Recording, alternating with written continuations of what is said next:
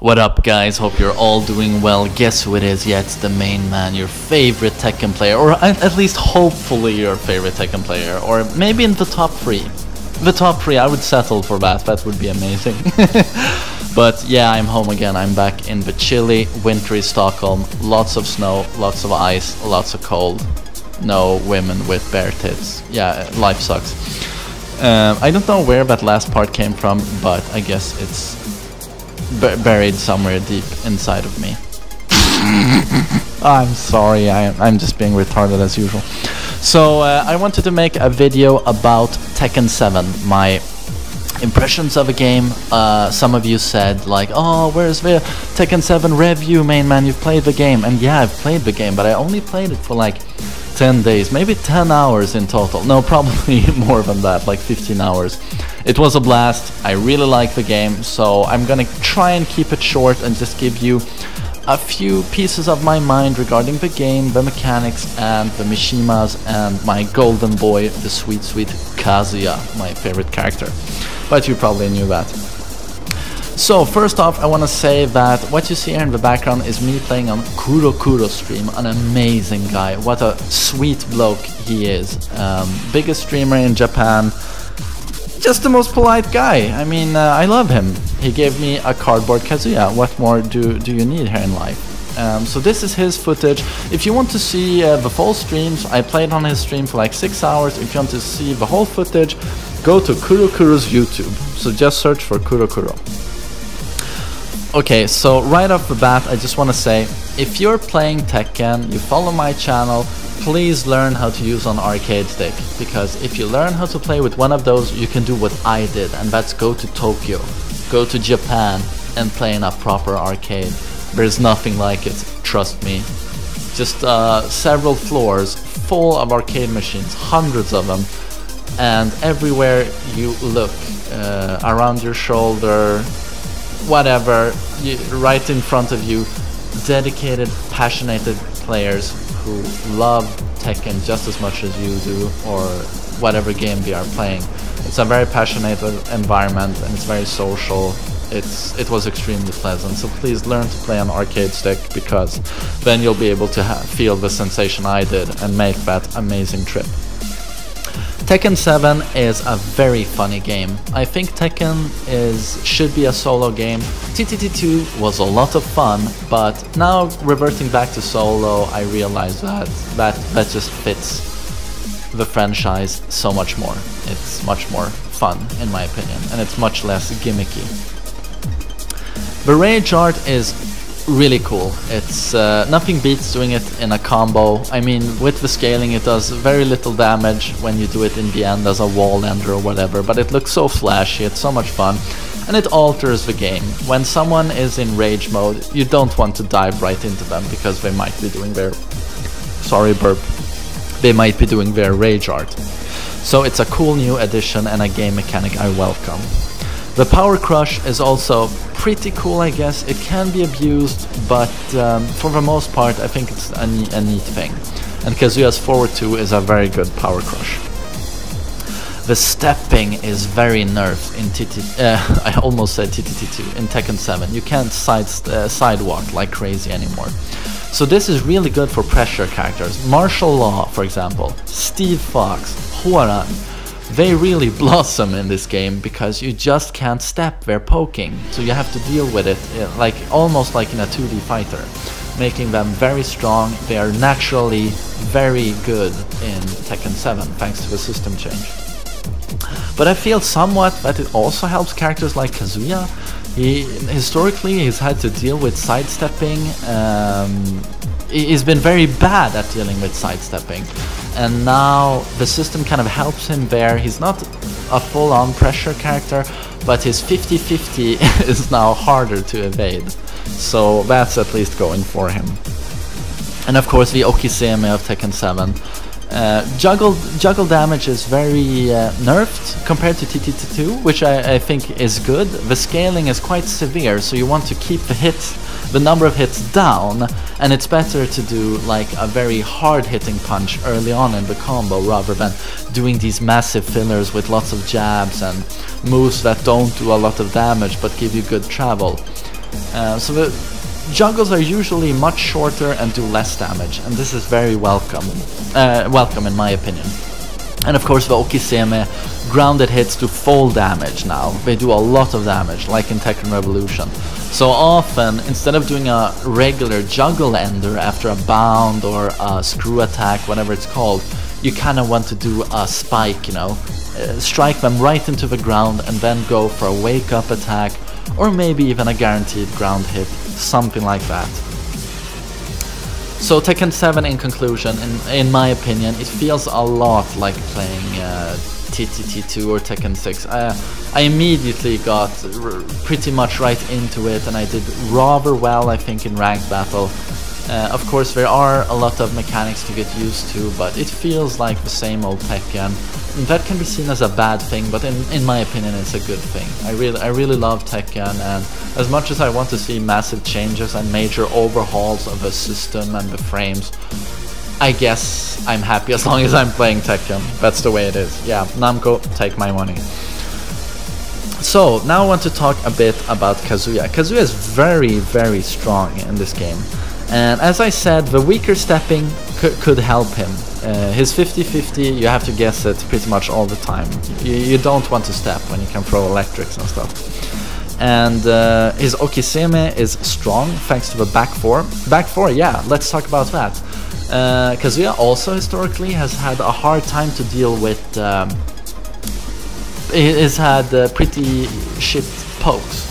His poking has been rather bad, but now he got Devil Jin's back 4, and yeah, it's such a spammable, amazing mid poke. It's borderline broken. I think a lot of Japanese called it broken, and I could see why once I started spamming it.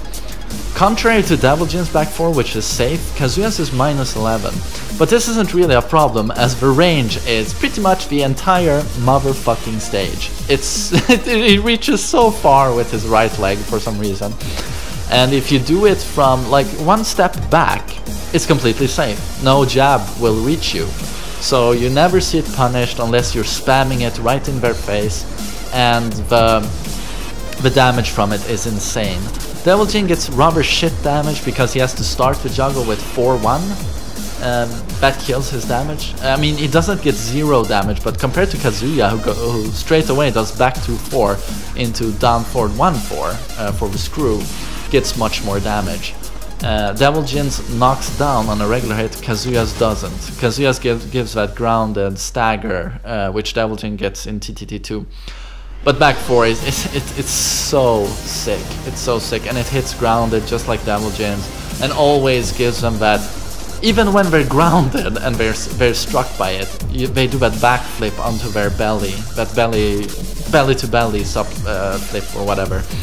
And yeah, you just can't say enough about this move. It's your go-to move almost in Tekken 7. You do it all the time. And he also has a buffed down back 4. I think it's better even on regular hits, but on counter hits there's a dramatic difference. They start jumping on one leg and hold their other foot with their hand. It basically gives you a mix-up opportunity. So this alone, these few things I've mentioned make Kazuya very good in Tekken 7. And of course he has access to Devil Mode. Devil Mode is a rage art, so you can choose to do either Devil Mode or his usual rage art, but only one of them. You get to choose. But Devil Mode it's completely broken. And do you know why it's completely broken? Because it's almost impossible to access Devil. You get rage when you have like 15% HP or something like that.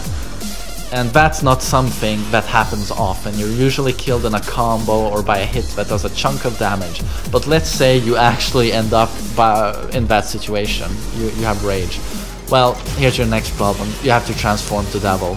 That takes a lot of time. So you basically have to land a 1-1-2 or something like that to give you breathing space, and then you can transform.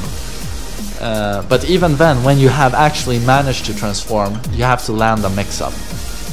And people have of course noticed that he has a mid-electric. That's right, Devil Kazuya has a mid-electric, but it's -10 10, and that in my opinion renders it almost completely useless. Really bad, I never used it, because when you are devil you have like 1 HP, so you don't want to gamble and do a minus 10 move. Instead, you want to do his fucking broken 50-50 mix-up. You've probably seen his Hell Sweep into Heaven's Gate, Thunder God Fist. That does pretty almost combo damage, like a minor combo. A launch into a combo. It does so much damage, it's completely ridiculous. But then of course he has a ridiculous mid option, and that's not the mid electric. And it's not his classic twin pistons, which are minus 12. It's his forward 4 that goes back to TTT1 status and Tekken 5 status, where if they crouch, they end up in a minus 15 stun lock, where you can do a move that's up to 15 frames. You can do an electric, it's guaranteed. You can do down forward 1-2, the Devil Twin Pistons, it's guaranteed. So that's right, on a crouching opponent you get a forward 4 into a launch.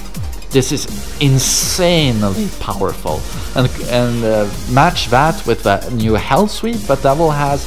Devil is a force to be reckoned with. He's very, very dangerous in competent hands, but very, very hard to use and risky. So he's broken, but it's balanced by the fact that he's very hard to use. And I want to talk a bit about Devil Jin. Devil Jin, I thought for the longest time wasn't very good in Tekken 7, because all I heard was that his best move, in my opinion, down back 2, was nerfed. It's not it doesn't give you that massive hit advantage like +5 in TTT2, and it's actually minus 14 now. Minus 14, it went from minus 12 to minus 14. So Kazuya easily gets the twin pistons. And his Wild Standing 2, yeah, his Wild Standing 2 launcher, you can't do a screw bound from it.